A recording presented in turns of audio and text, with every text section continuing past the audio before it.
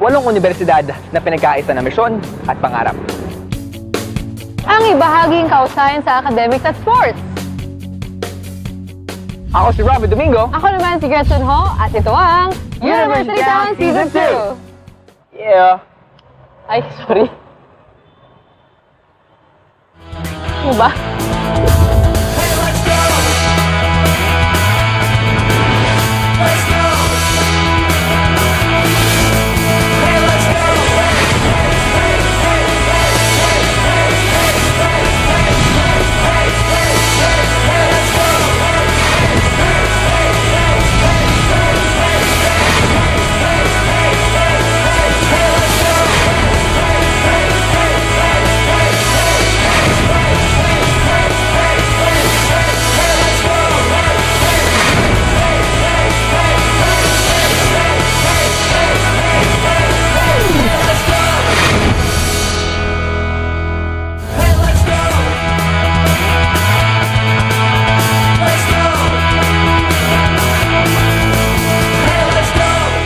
Ay, Robby, nandito na naman tayo sa baluarte ng mga Growling Tigers. At sa pagbabalik nga natin dito sa UST, excited na akong makilala ang mga proud Tomasino at ang kanilang #inspiring ng mga kwento. Alam mo, sobrang excited na rin ako, pero bago tayo lumibot dito sa campus nila, may magpapabaon muna sa atin ng extra good vibes at ipapaalala sa atin kung ano nga ba ang Tomasian Spirit. Mga kapamilya, please welcome the Salingawi Dance Group and UST Yellow Jackets!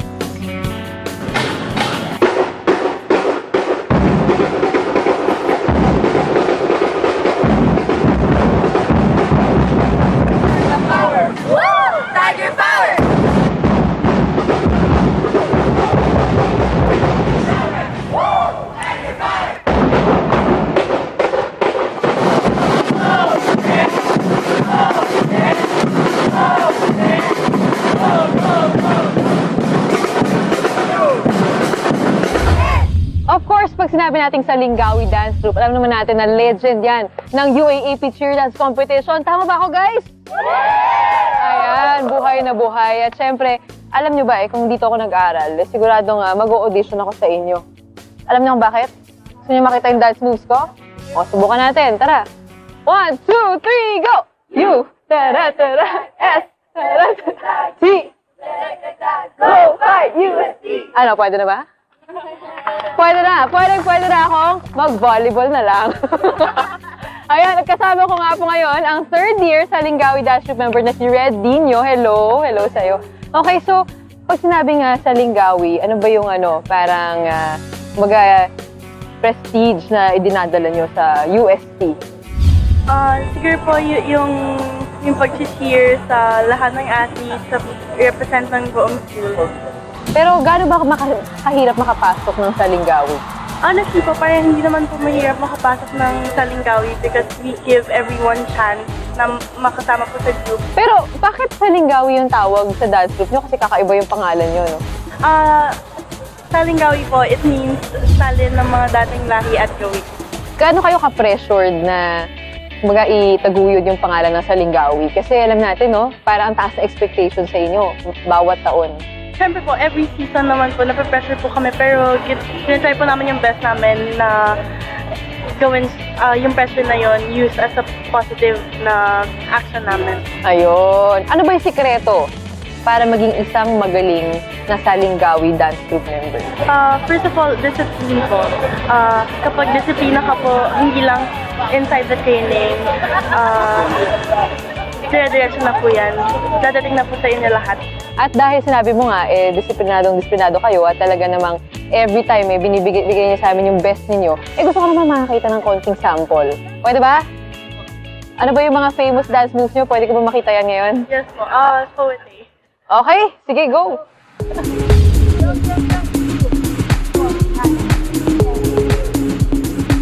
Hey!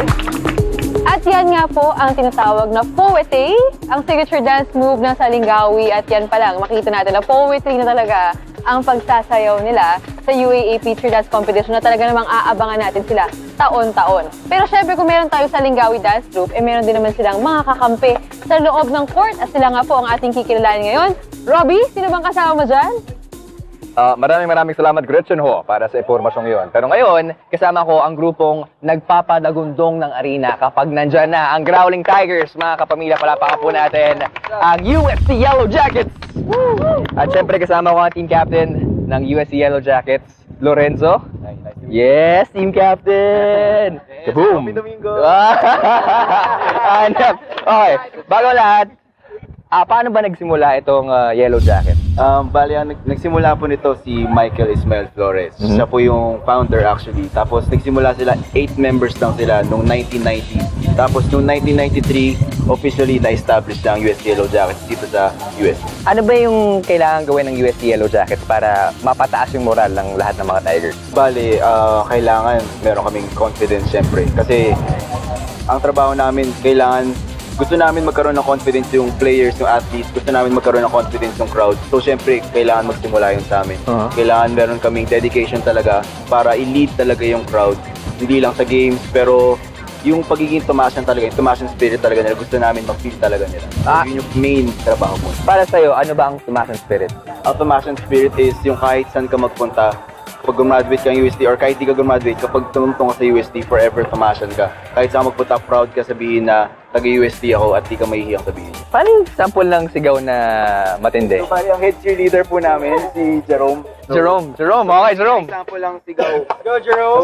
Sige. Meron kaming cheer na tinatawag na black, go, black, white. So, yun na lang siguro yun. Black, go, black, white. So, USD colors lang. USD Okay. colors. Black, gold, black, white, set. Ready? 1, 2, 3. Black, gold! Black, white! Black, gold, black, white! Go, fight, fight, fight! Go, fight! And win! For USD! Fight! Oh! Actually, may mic siya na nakatago. Meron nga, ang galing mo dito, bro, ha? At saka nakita ko, ang ganda ng bagang mo, ha? Grabe yung Black Gold! Kitang-kita natin, hindi lang ito isang organisasyon, hindi pamilya nga. Galing-galing. Palapakan po natin, USC Yellow Jackets. Maraming salamat po. At dahil dyan, mga pamilya, bigyan ng jacket yan. 5,000 pesos! Nice! Ayan, ang napakagaling na Salingawi at Yellow Jackets. At ngayon, meron tayong extra boost mula sa kanila. Ready ka na ba lumibot? Sobra. Ikaw, ready ka na ba ulit? Ready na! Lumibot. Oo nga, lumipot ulit. O, tara! Ready ka na? Let's guys! Bye-bye! Bye!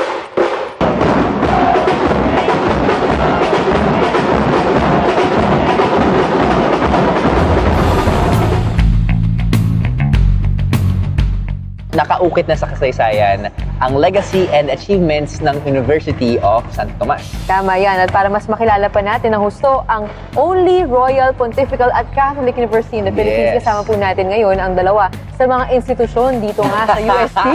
Ang Director of Public Affairs, Associate Professor Miss Giovanna Fontanilla. Yes.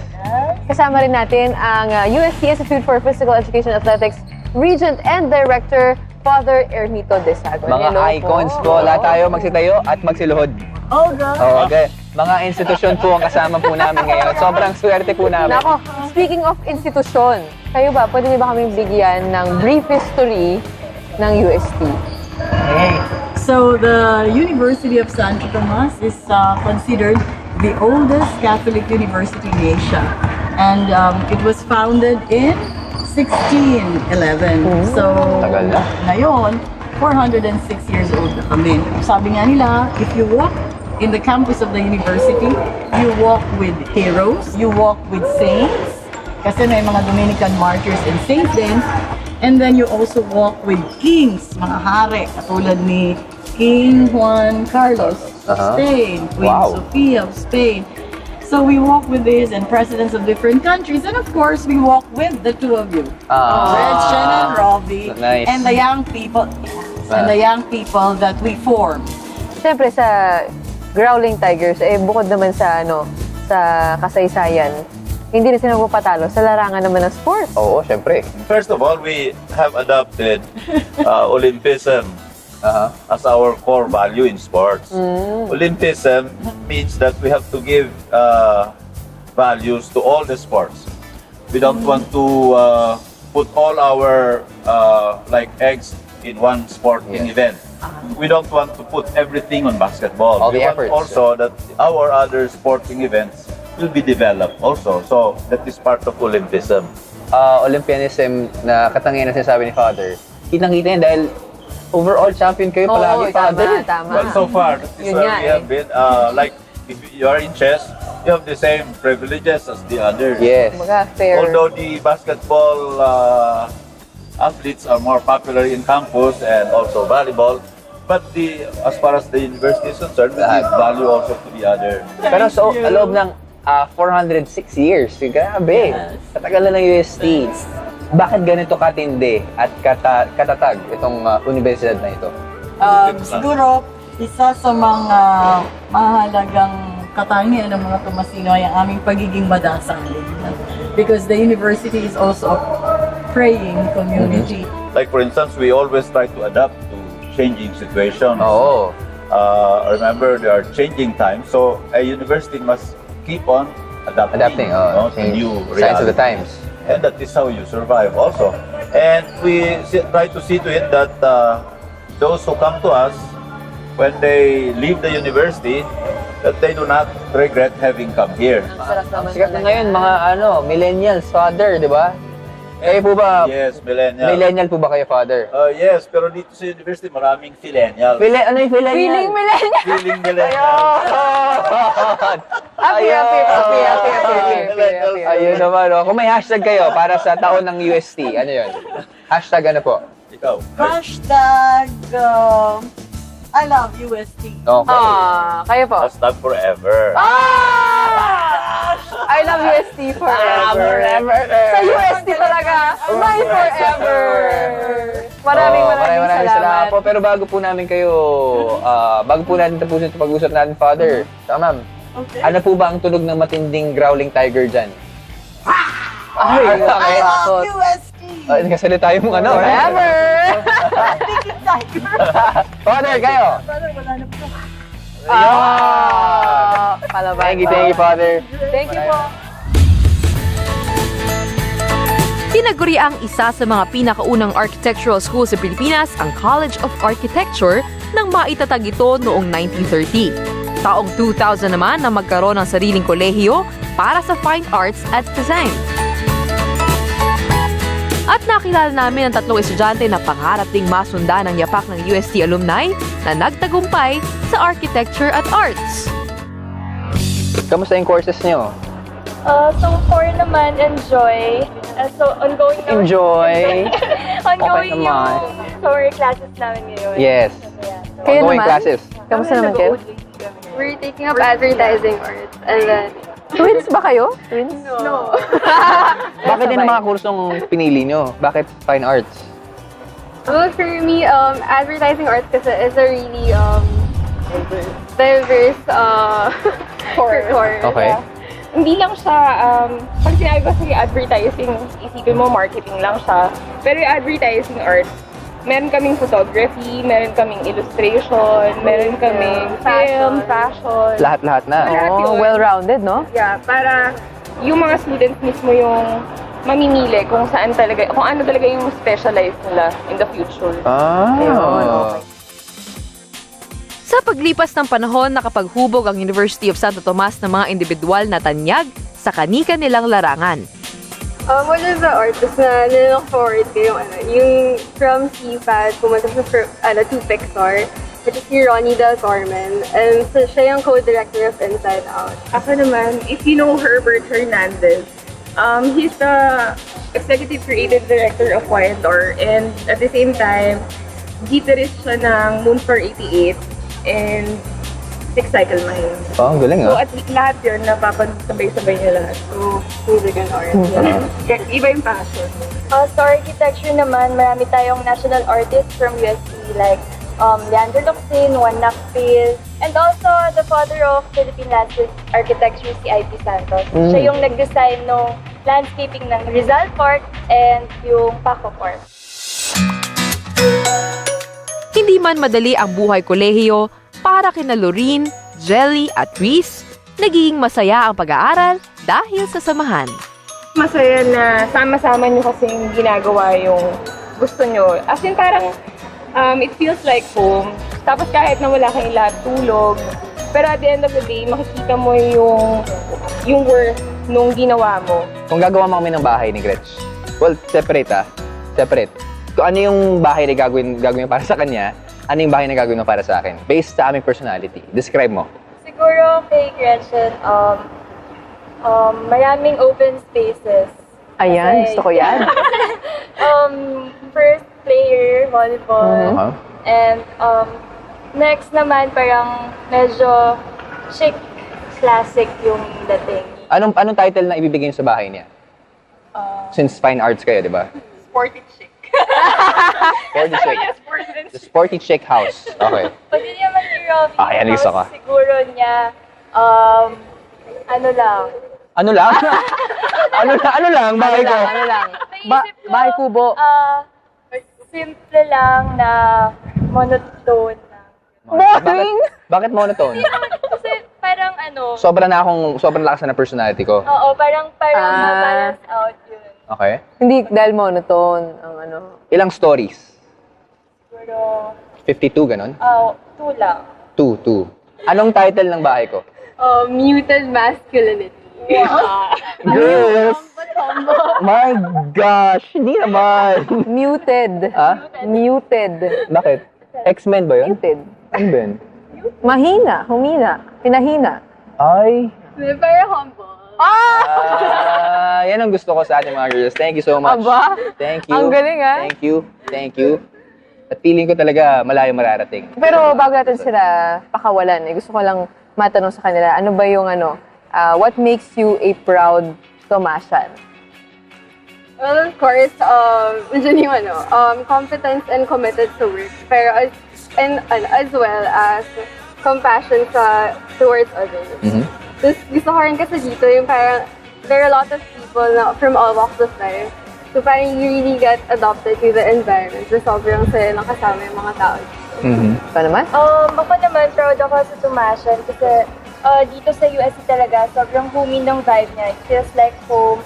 And tinuturuan ka talaga maging professional and binibuild ka sarili mo para makatulong ka sa community para sa future. Oh, thank you girls. Thank you. For giving your time. Thank and you, sharing your thank you, insights thank and thoughts with us. Thank you. Maraming salamat. At makapasok na ngayon bahay ni Kuya. Because I joined this theater group, tas di na ako makaalis. Until now, hindi ko na maiiwan. Parang gano'n. Ang laki ng utang na loob ko eh. Susunod na yan sa University Town Season 2.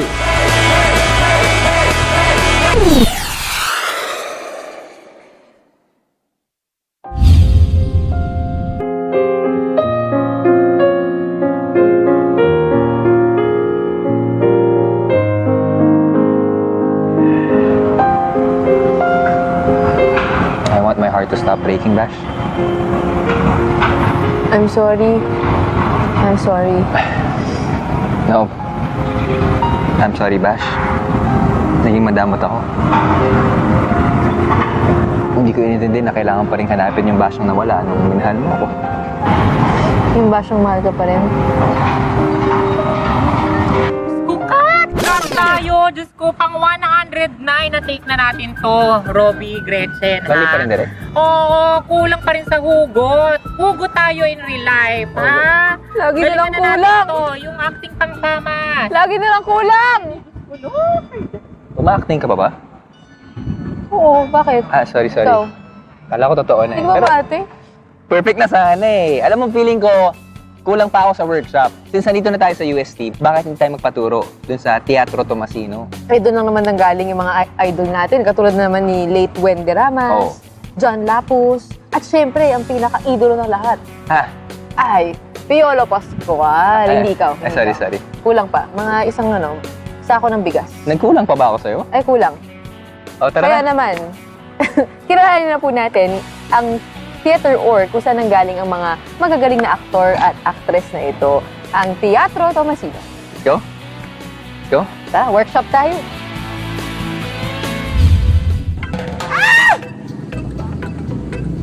Ay na, Tessa. Brown out na naman. Bilisan mo nga maglakad dyan, oh. Ano ba naman kasi tubok? Hatid mo na kasi ako sa amin. Ba't pa kasi natin kailangan pumunta kay Rogelio? I-report nga kasi kita kay Rogues. Ang kulit-kulit mo kasi. Ikaw lang ang kilala kong bulag na lekwatsera dito sa Pelais. Eh ako lang naman kasi kilala mong bulag ko. Pagdating sa Pag-ate, Teatro Tomasino ang tinitingala ng mga taga-UST. Bulag eh. Bulag siya sa pag-ibig. We are Teatro Tomasino, the official university-wide theater guild of the University of Santo Tomas.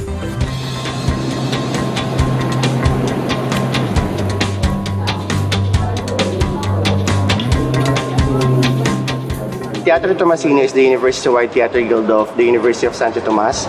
It started when 25 students who are inclined with theater and performing arts formed a group, and they named it Teatro Tomasino last September 17, 1977. Simula nang maitatag ito 40 years ago, Ay may bawat kang mga kaibigan na panghabang buhay mong mga kasama.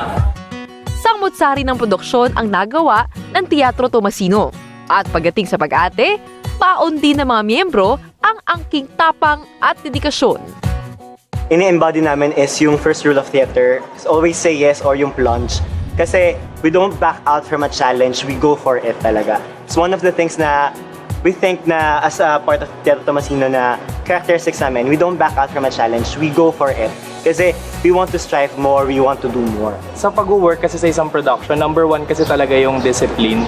When you have to come on the rehearsal, and theater is a very strenuous work. Hindi siya madali, and you have to give time for it. It's very time consuming. So pag nandun ka na, andun na yung attention mo, yung puso mo, yung lahat ng buong kaluluwa mo, pati katawan mo, dun mo na ibibigay lahat. So may mga times na may hirapan ka mag-balance ng mga bagay-bagay, pero sabi ko nga kanina, it falls down to discipline and managing your priorities. There are really a lot of things that change from the medium that we use, to how we handle members, but there are certain things which are uniquely teatro, which is the show must go on, and we always give our best when we are tasked to do something, all for the Tomasian community's entertainment.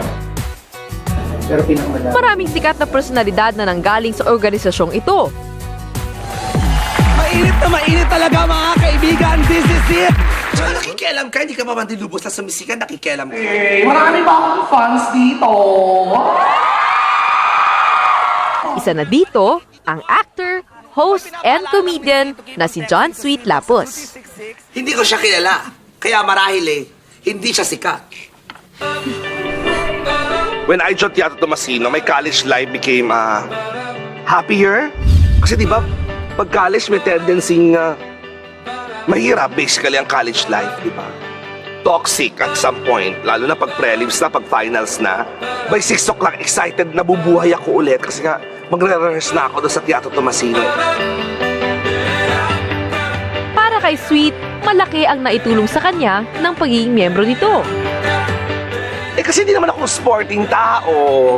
So good luck. Hindi naman ako magaling volleyball, lang alam ko, pero di ba ako magaling. Hindi naman ako magaling kumanta. Kaya kong sumayaw, pero hindi din ako kagalingan. So doon na ako sumali, and they accepted me for who I am, and it was then that I realized, okay, passion ko pala talaga yung acting. Yung kaya ko pala. And eventually, modestly aside, magaling pala ako. So doon ko na-discover lahat yun.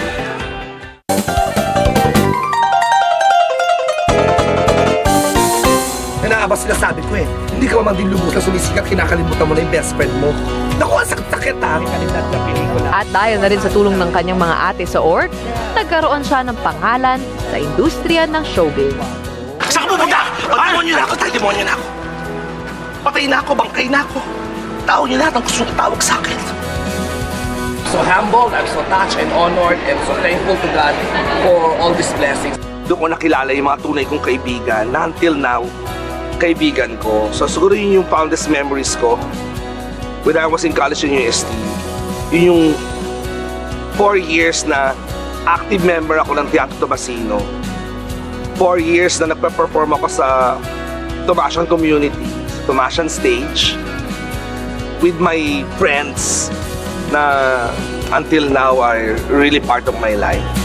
Lahat ng movies ko na massacre, pinapatay ako sa pamamagitan ng dirty na knife. Sabi ko kanya, sakal! Oh my God, mamamatay na yata ako. Saklolo!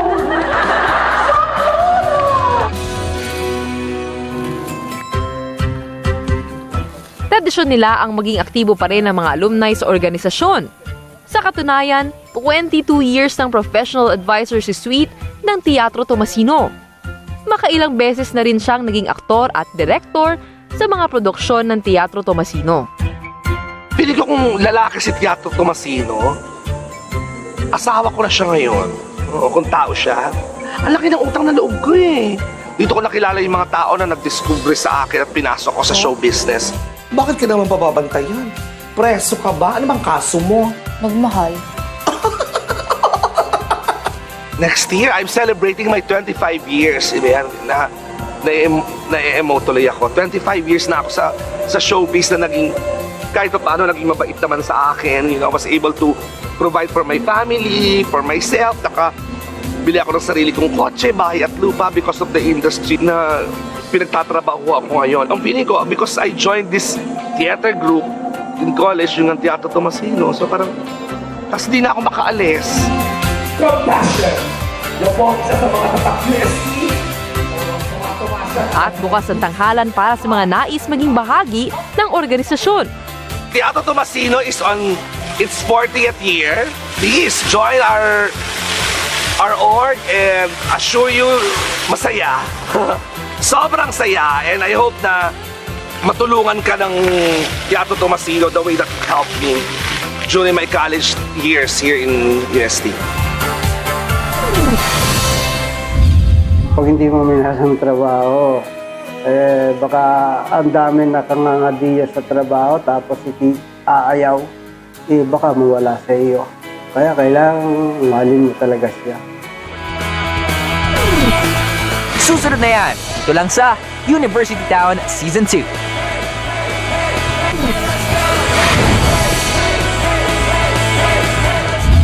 Alam mo ba, Robby, nasa kalaki-laki ng campus ng UST, napakasarap ding mag-food trip dito. Diba? Sobra. Oo, bukod sa napakaraming pagpipilian, siguradong swak din naman sa budget ng mga estudyante ang mga pagkain dito. Katulad na lamang ito, sulit na, masarap pa.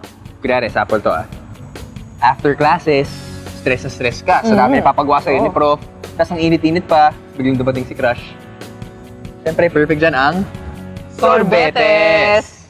Buti pa tong ice cream. Sweet, no? Matamis. Bakit? Wala lang, matamis. Ang sarap.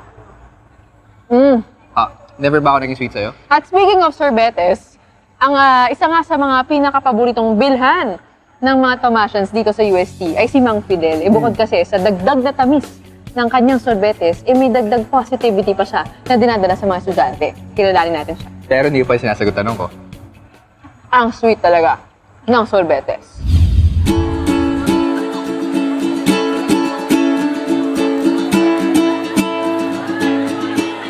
Masarap libutin ang UST. Bukod sa mga sikat nitong pre-war buildings, magagandang hardin, pasilidad,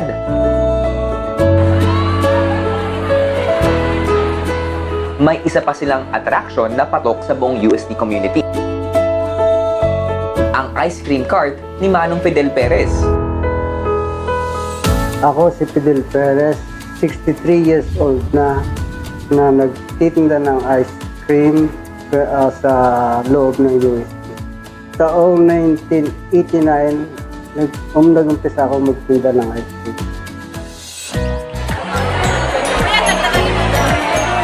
Sa higit 2 dekada na pagtitinda ni Manong Fidel, panalo ang kanyang nilalako sa panlasa ng mga taga-uste.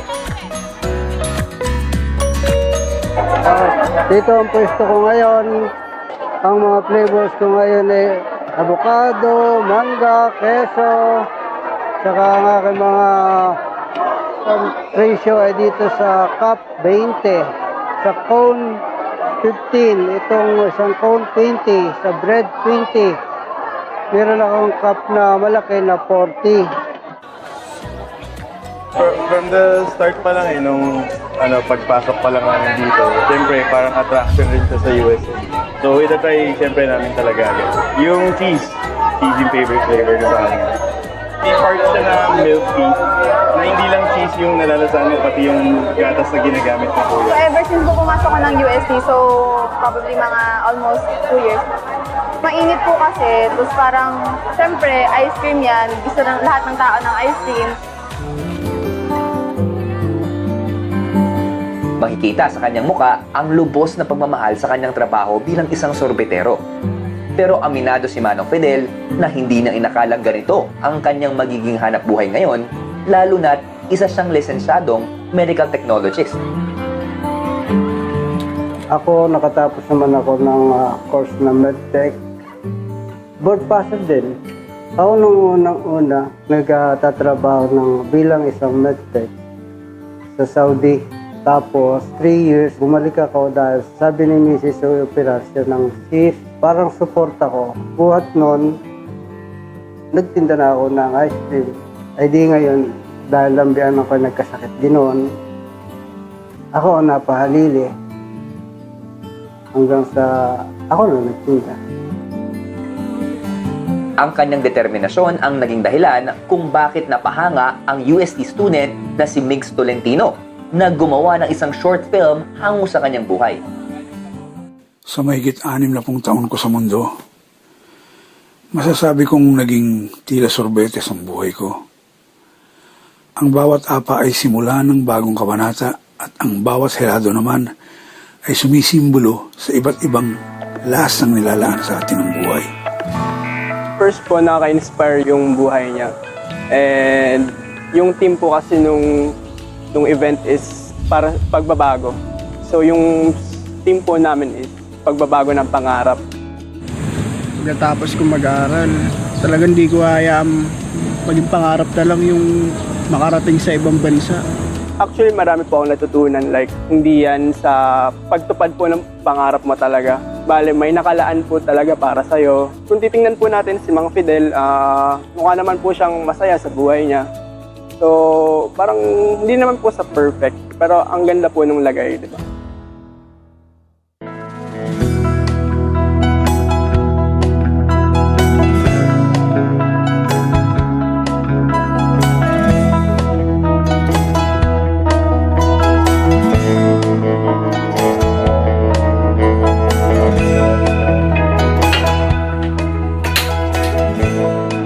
Araw-araw, maaga siyang gumigising para ayusin ang pagkain ng kanyang pamilya bago pumunta sa trabaho.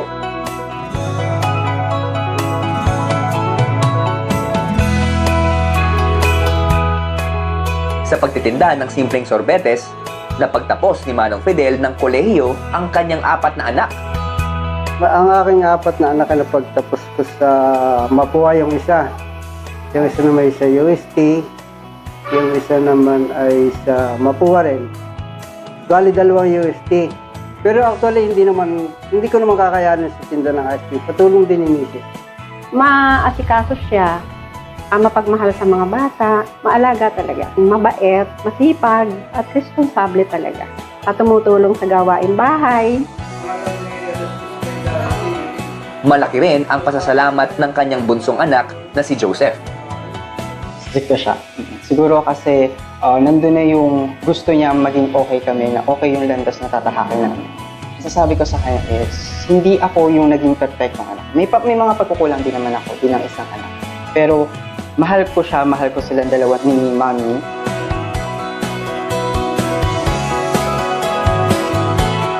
Iniidolo siya ng kanyang pamilya, hindi lang dahil sa lubos niyang pagmamahal sa kanila, kundi maging sa malalim niyang pagmamahal sa trabaho. Kahit na kulimlim at na kanina nga umuulan diretso pa rin ang aming trabaho. Ang magtinda ng ice cream, ito lang ang aming pinagkakakitaan. At ito nga pala ang aking kumpare na siya nagtitinda sa at pinakakain ko sa tanghali. At pagkatapos nun, babalik siya, tapos siya naman na magtitinda.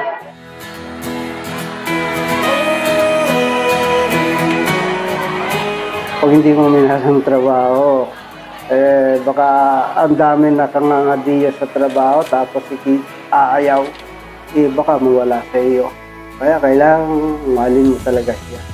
Naging determinado ako sa buhay dahil sa aking mga anak.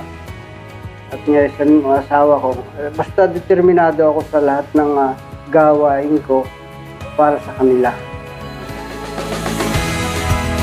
Si Manong Fidel Perez, mapagkalingang ama at asawa. Ang mamang sorbeterong magandang ehemplo sa UST community at patunay na napakatamis ng bunga ng sipag at tiyaga.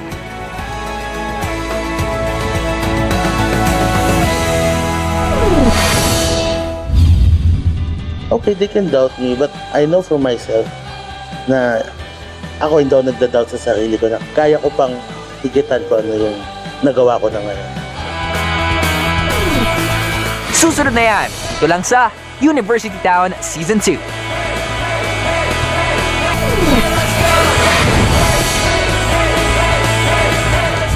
Alam mo ba, Gretch, na consistent UAAP overall champion ng UST? Sa katunayan, itong nakaraang season 79 lang, nakamit nila ang kanilang 41st UAAP overall championship. Ang galing. Ang galing. Kaya naman pagdating sa usapang sports, certified panalo talaga ang mga Growling Tigers. At alam mo ba, pagdating naman sa martial arts, nitong season 79 din, yung Pumse at Judo teams nila, ipinakita sa lahat kung anong ibig sabihin ng total dominance. Aba!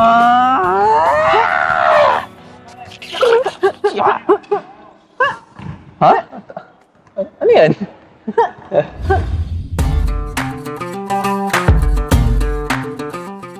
Sa kasaysayan ng collegiate judo sa UAAP, Team UST ang nangingibabaw sa lahat.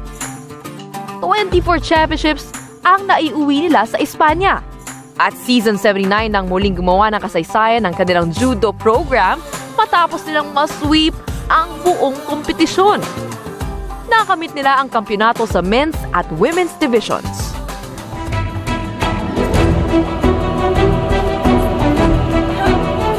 Kasalukuyang 3P champions ang Lady Judokas. Naging dagdag na motibasyon para sa women's team ang naudlot nilang 4P noong season 75. Galing din sila sa 3P dati. So, pinaghirapan talaga nila yun. Nagsimula yan sa pagkatalo. So, nagsimula manalo. Then, naramdaman nila kung paano matalo. Then, bumangon sila.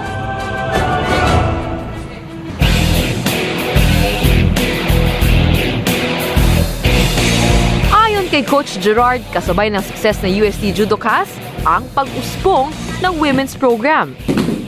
Coach na ako ng women's team for 6 years.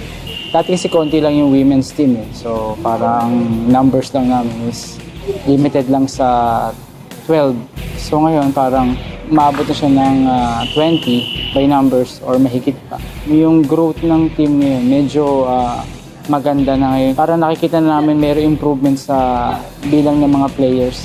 May improvement ngayon sa judo community kasi kahit paano yung mga participants dumadami sila ngayon. Para sa Lady Judokas, ang pagbibigay ng lahat para sa championship ang tanging paraan upang masuklian ang edukasyong naibigay ng UST.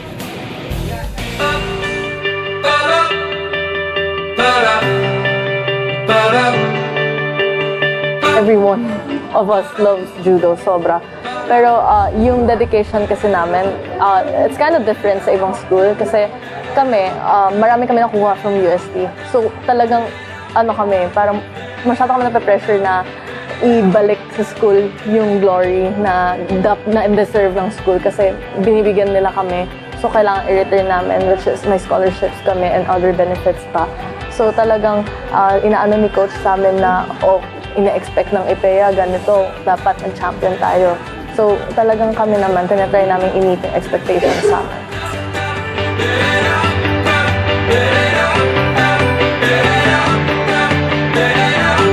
Yun yung nagpapaaral sa amin. Hindi lang ako, sa kanila din. Sobrang thankful kami sa judo kasi libre lahat. And then, na-enjoy namin yung college life namin. And maraming opportunities kaming natatanggap ng dahil sa judo.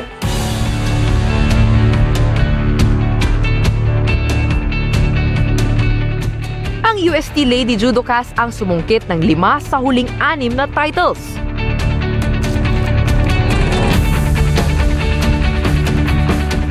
At kasabay ng experience na ito, ang pagiging mas matatag ng kanilang team na para na ring pamilya.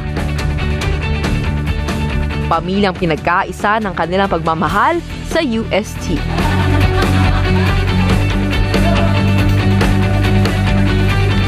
Masarap i-represent ang UST dahil una, dream school ko to at matagal ko na inaasa makapasok sa kilalang school at makapagtapos sa magandang school. Special sa akin judo women's team kasi family kami. Sobrang saya magstay bilang isang UST judoka.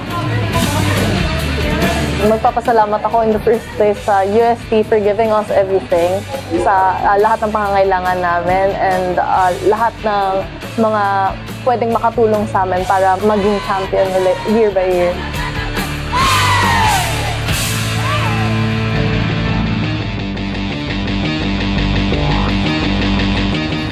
Ang redemption squad naman na UST Tiger Judocas ang nagbalik ng corona sa Espanya mula sa kamay ng kanilang rivals na Ateneo Blue Eagles. Nakamit nila ito sa pamumuno ni Coach Stevens Esteban. Former UAAP MVP si Coach Stevens at kabilang sa legendary 6-feet team noong 1999 hanggang 2004. 1 minute! Nagko-coach na ako for 10 years. I've been a player as well as a varsity member of the UST Judo since 2000. As a player, nasubukan ko maabutan yung 6 feet. Sa 6 feet, nandun ako ng 5 years. Naging MVP as a head coach 2012. Yun naman yung first time na nag-champion yung men, women, pati high school. And just last year, naulit na naman. So again, men, women, tsaka high school, nag-champion ulit sa UAP. Espesyal para sa former captain na si Al Llamas ang latest title run dahil ito'y nagsilbing panapos ng kanyang storied career sa UST. Special tong latest na championship namin kasi ito na yung exiting year ko. This is my last playing year nung last season na nga na yan. So sobrang special niya kasi hindi lang sa nag-gold ako and nag-champion kami. Pero yun nga, sweep na naman. Same time nung pagpasok ko and exit. UST helped me really good kasi dito ako lumakas, honestly, nung pagpasok ko dito. Training under Coach Steve. Na-develop kong hindi lang power, also technique. At the same time, yung discipline kasi dito. Wala akong masabi. Madadala namin kasi yan pati dun sa studies namin and outside meeting new people. So, other than that, guys, sa tingin ko dito talaga ako nag-grow. Kabilang sa mga nag-angat ng UST Tiger Judocas, ang incoming third year at season 79 gold medalist na si Dieter Tablan. First time kong manalo ng gold sa UAAP and napaka-meaningful nun sa akin. Because first, yung school, binigyan niya ako scholarship, 100% scholarship, lahat binigyan niya, supply, treatment, even yung mga uniform namin. So, by winning gold sa UAAP, by contributing ng malaki, parang I can say na nakabayad kahit paano. Yun lang naman ang hinihingi tayo ng university. You do your part as an athlete. You do your best. They're not telling you to win, but do your best. And I think I've done my best kaya ako nakakuha ng gold sa UAAP. Kasabay ng pag-excel sa sport ang pagharap ni Dieter sa mga nagdududa sa kanyang kakayahan. Yung mga doubters, actually, sanay na kasi ako dun eh. Since bata ako, dami na nagda-doubt na paano yan. Sobrang laki na niya, kailangan niya mag-diet, kailangan niya magpapayat. Although, umapot sa point na wala ka na magagawa, gusto higa ka na lang sa kama. So, nakaka-depress sa akin. Then, I have proved them wrong. I have done what most fitted guy can do. Even though na obese ako, nakaka-jog ako, rolling ako, okay, they can doubt me, but I know for myself na ako hindi ako nagda-doubt sa sarili ko na kaya ko pang higitan ko ano yung nagawa ko na ngayon.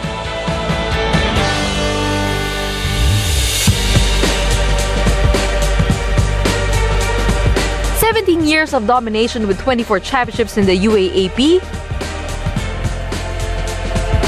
markado ng galing ng mga tigre ng uste ang judo arena.